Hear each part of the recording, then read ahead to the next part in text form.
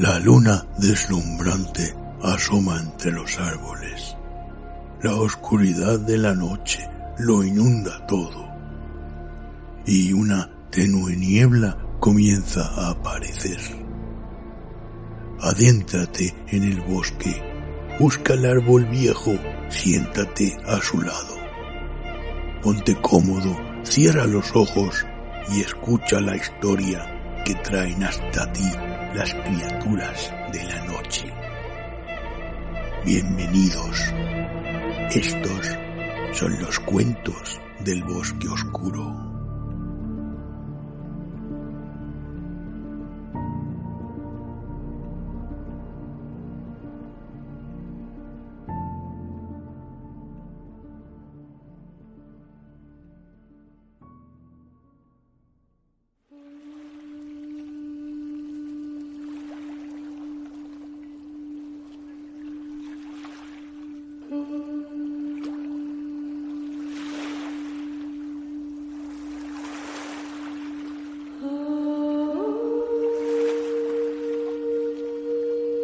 Chickamauga, de Ambrose Bierce.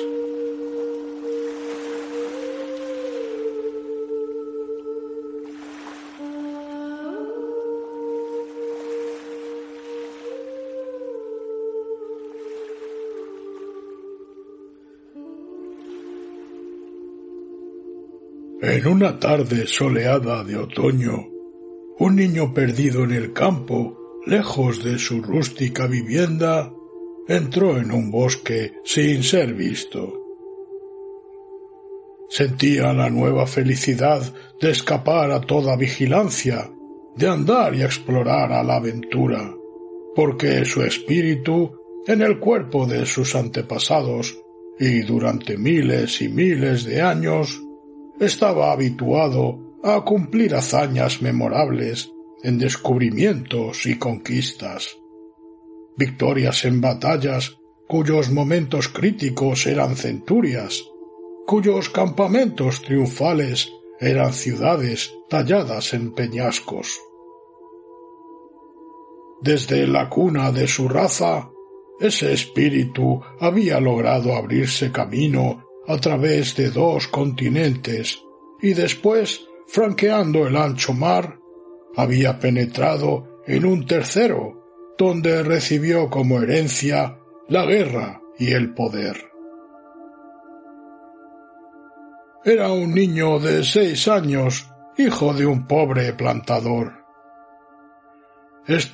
Durante su primera juventud, había sido soldado, había luchado contra salvajes desnudos, había seguido la bandera de su país hasta la capital de una raza civilizada en el extremo sur. Pero en la existencia apacible del plantador, la llama de la guerra había sobrevivido. Una vez encendida, nunca se apagó. El hombre amaba los libros y las estampas militares, y el niño las había comprendido lo bastante para hacerse un sable de madera que el padre mismo, sin embargo, no hubiera reconocido como tal. Ahora llevaba este sable con gallardía, como conviene al hijo de una raza heroica, y se paraba de tiempo en tiempo en los claros soleados del bosque para asumir, exagerándolas, las actitudes de agresión y defensa que le fueron enseñadas por aquellas estampas. Enardecido por la facilidad con que echaba por tierra a enemigos invisibles que intentaban detenerlo, cometió el error táctico bastante frecuente de proseguir su avance hasta un extremo peligroso y se encontró por fin al borde de un arroyo, ancho pero poco profundo, cuyas rápidas aguas le impidieron continuar adelante a la caza de un enemigo derrotado que acaba de cruzarlo con ilógica facilidad. Pero el intrépido guerrero no iba a dejarse amilanar. el espíritu de la raza que había franqueado el ancho mar ardía invencible dentro de aquel pecho menudo, y no era sencillo sofocarlo. En el lecho del río descubrió un lugar donde había algunos cantos rodados, espaciados a un paso o a un brinco de distancia. Gracias a ellos pudo atravesarlo, cayó de nuevo sobre la retaguardia de sus enemigos imaginarios y los pasó a todos a cuchillo. Ahora, una vez ganada la batalla, la prudencia exigía que se replegara sobre la base de sus operaciones. ¡Ay! Como tantos otros conquistadores más grandes que él, como el más grande de todos, no podía ni refrenar su sed de guerra, ni comprender que el más afortunado no puede tentar al destino. De pronto, mientras avanzaba desde la orilla, se encontró frente a un nuevo y formidable adversario. A la vuelta de un sendero, con las orejas tiesas y las patas delanteras colgantes, muy erguido, estaba sentado un conejo. El niño lanzó una exclamación de asombro, dio media vuelta y escapó sin saber qué dirección tomaba, llamando a su madre con gritos inarticulados, llorando, tropezando, con su tierna piel cruelmente desgarrada por las zarzas, su corazoncito palpitando de terror, sin aliento, enceguecido por las lágrimas, perdido en el bosque. Después, durante más de una hora, sus pies vagabundos lo llevaron a través de malezas inextricables y, por fin, rendido de cansancio, se acostó en un estrecho espacio entre dos rocas a pocas yardas del río. Allí, sin dejar de apretar su sable de madera, que no era ya para él un arma, sino un compañero, se durmió a fuerza de sollozos. Encima de su cabeza, los pájaros del bosque cantaban alegremente.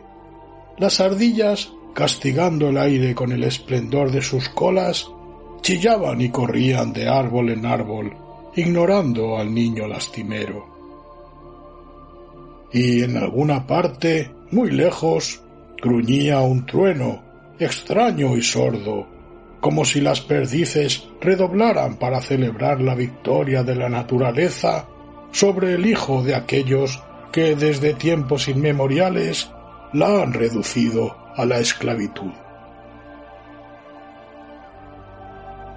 Y del otro lado, en la pequeña plantación, donde hombres blancos y negros llenos de alarma buscaban febrilmente en los campos y los cercos, una madre tenía el corazón destrozado por la desaparición de su hijo. Pasaron las horas y el pequeño durmiente se levantó. La frescura de la tarde transía sus miembros, el temor a las tinieblas su corazón. Pero había descansado y no lloraba más. Impulsado a obrar por un impulso ciego, se abrió camino a través de las malezas que lo rodeaban hasta llegar a un terreno más abierto. A su derecha, el arroyo. A su izquierda, una suave pendiente con unos pocos árboles. Arriba, las sombras cada vez más densas del crepúsculo. Una niebla tenue, espectral, a lo largo del agua, le inspiró miedo y repugnancia. En lugar de atravesar el arroyo por segunda vez en la dirección en que había venido, le dio la espalda y avanzó hacia el bosque sombrío que lo cercaba. Súbitamente, ante sus ojos, vio desplazarse un objeto extraño que tomó al principio por un enorme animal. Perro, cerdo, no lo sabía. Quizá fuera un oso. Había visto imágenes de osos y, no conociendo nada en su descrédito, había deseado vagamente encontrar uno. Pero algo en la forma o en el movimiento de aquel objeto, algo torpe en su andar, le dijo que no era un oso. El miedo refrenó la curiosidad y el niño se detuvo. Sin embargo, a medida que la extraña criatura avanzaba con lentitud, aumentó su coraje, porque advirtió que no tenía, al menos, las orejas largas, amenazadoras del conejo. Quizá su espíritu impresionable era consciente a medias de algo familiar en ese andar vacilante, ingrato. Antes de que se hubiera acercado lo suficiente para disipar sus dudas, vio que la criatura era seguida por otra, y otra, y otra. Y había muchas más a derecha e izquierda. El campo abierto que lo rodeaba hormigueaba de aquellos seres, y todos avanzaban hacia el arroyo. Eran hombres. Trepaban con las manos y las rodillas. Algunos solo usaban las manos, arrastrando las piernas. Otros solo las rodillas, y los brazos colgaban, inútiles, de cada lado. Trataban de ponerse en pie, pero se abatían en el curso de su esfuerzo, el rostro contra la tierra. Nada hacían normalmente, nada hacían de igual manera, salvo esa progresión pie por pie en el mismo sentido. De uno en uno, de dos en dos, en pequeños grupos, continuaban avanzando en la penumbra. A veces algunos hacían un alto, otros se les adelantaban, arrastrándose con lentitud, y aquellos entonces reanudaban el movimiento. Llegaban por docenas y por centenares. Se extendían a derecha e izquierda hasta donde podía escrutarse en la oscuridad creciente, y el bosque negro detrás de ellos parecía interminable. El suelo mismo parecía desplazarse hacia el arroyo. De tiempo en tiempo, uno de aquellos que habían hecho un alto no reanudaba su camino y yacía inmóvil. Estaba muerto. Algunos se detenían y gesticulaban de manera extraña. Levantaban los brazos y los dejaban caer de nuevo. Se tomaban la cabeza con ambas manos, extendían sus palmas hacia el cielo, como hacen ciertos hombres durante las plegarias que dicen en común. El niño no reparó en todos estos detalles que sólo hubiera podido advertir un espectador de más edad. Sólo vio una cosa. Eran hombres y sin embargo se arrastraban como niñitos. Eran hombres, nada tenían pues de terrible, aunque algunos llevaran vestimentas que desconocía.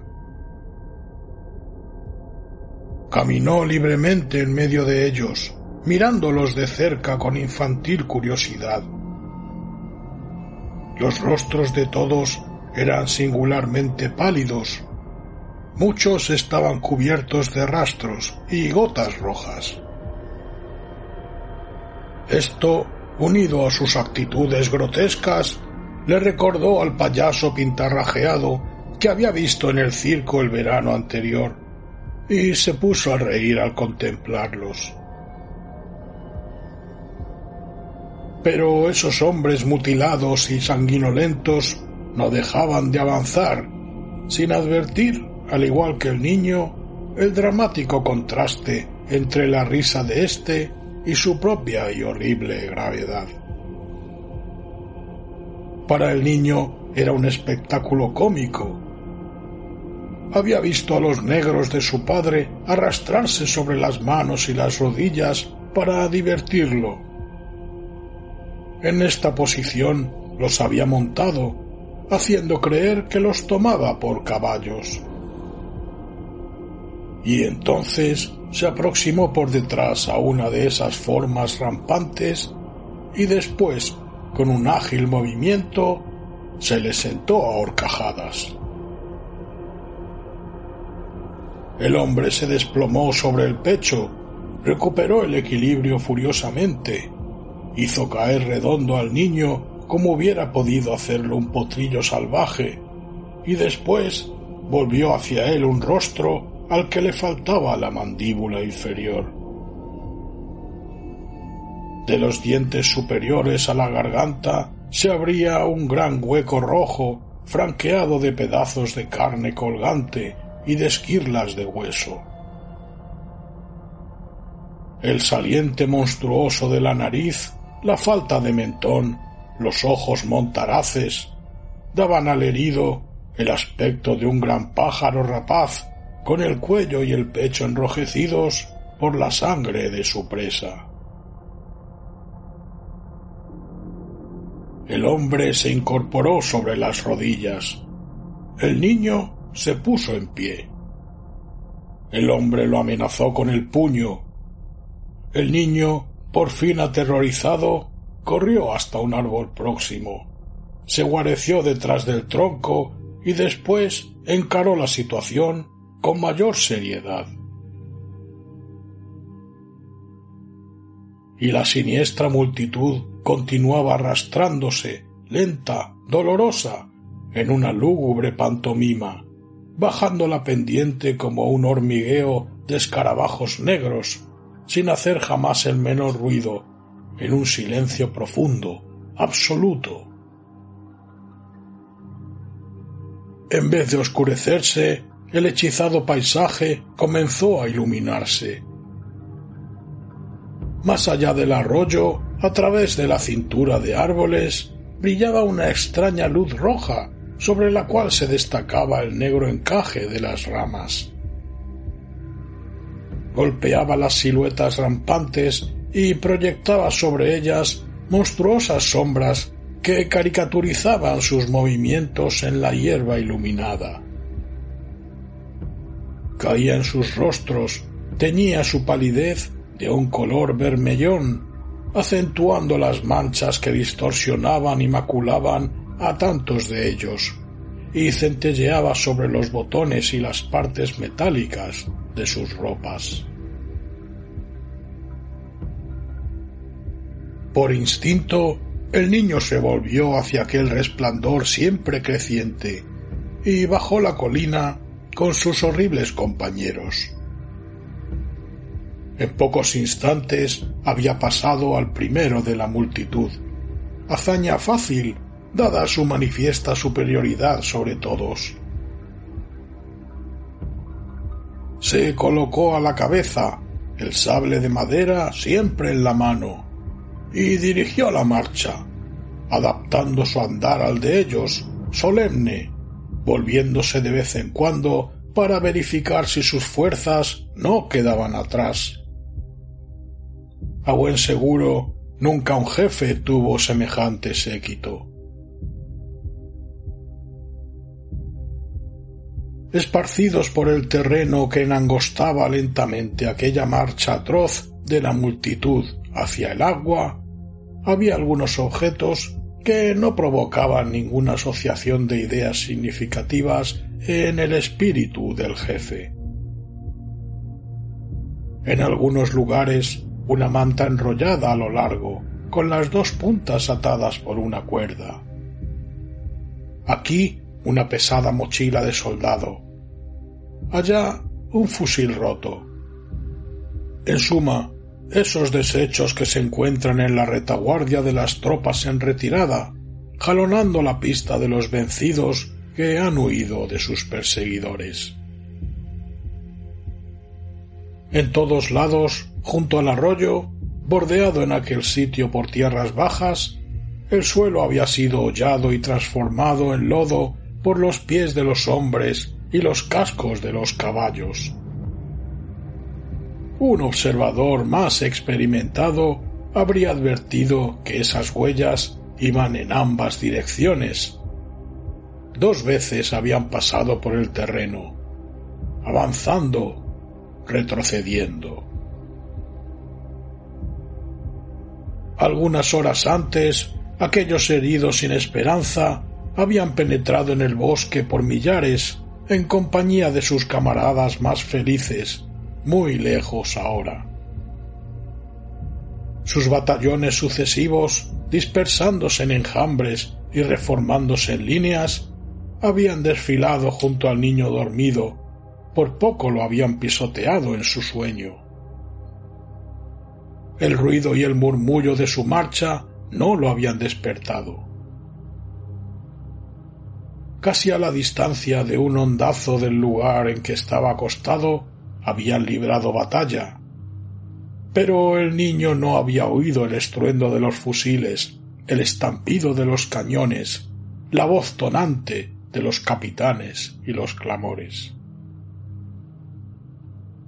Había dormido durante casi todo el combate, apretando contra su pecho el sable de madera, quizá por inconsciente simpatía hacia el conjunto marcial que lo rodeaba, pero tan insensible a la magnificencia de la lucha como los caídos que allí habían muerto para hacerla gloriosa.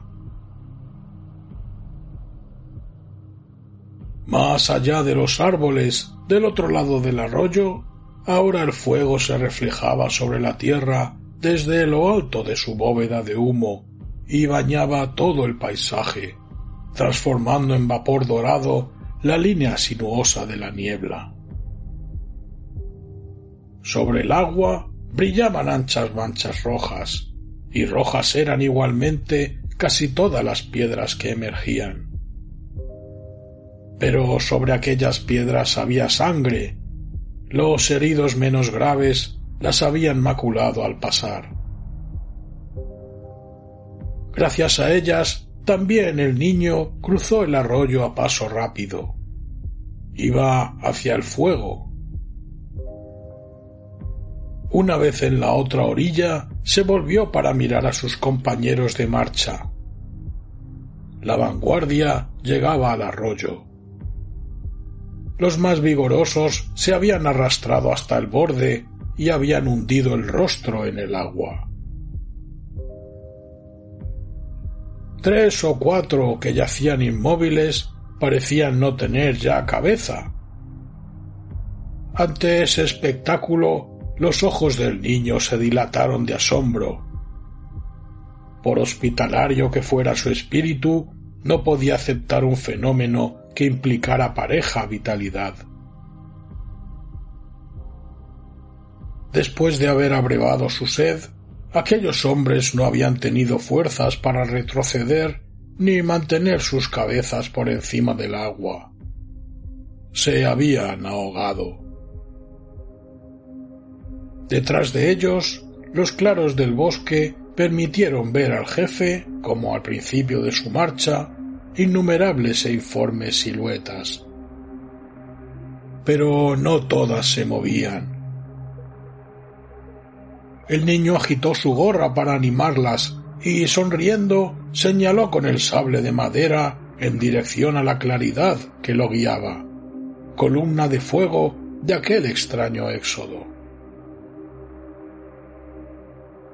Confiando en la fidelidad de sus compañeros, penetró en la cintura de árboles, la franqueó fácilmente a la luz roja, escaló una empalizada, atravesó corriendo un campo, volviéndose de tiempo en tiempo para coquetear con su obediente sombra, y de tal modo se aproximó a las ruinas de una casa en llamas.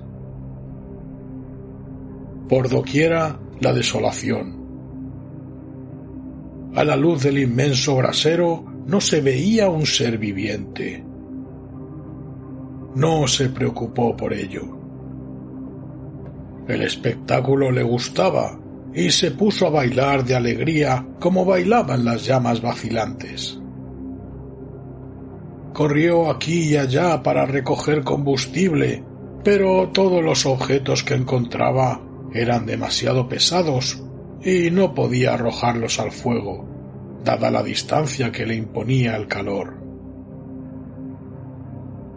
Desesperado, lanzó su sable a la hoguera. Se rendía ante las fuerzas superiores de la naturaleza. Su carrera militar había terminado. Como cambiara de lugar, detuvo la mirada en algunas dependencias cuyo aspecto era extrañamente familiar. Tenía la impresión de haber soñado con ellas.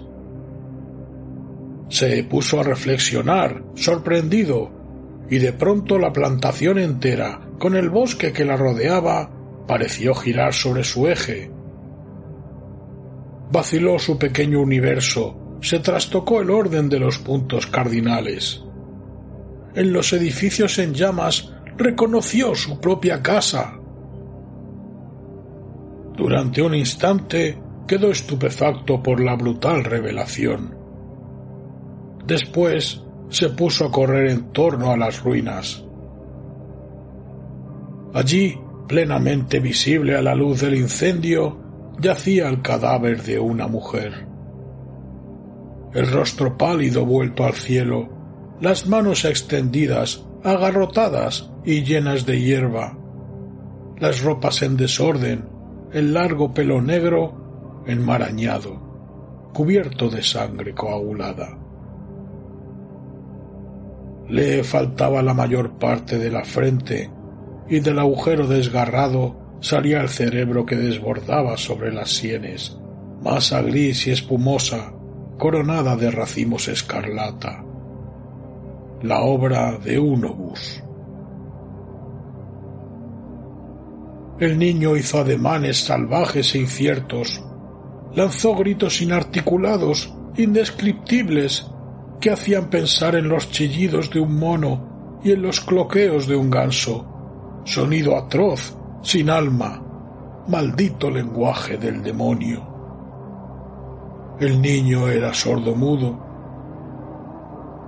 Después permaneció inmóvil, los labios temblorosos, los ojos fijos en las ruinas.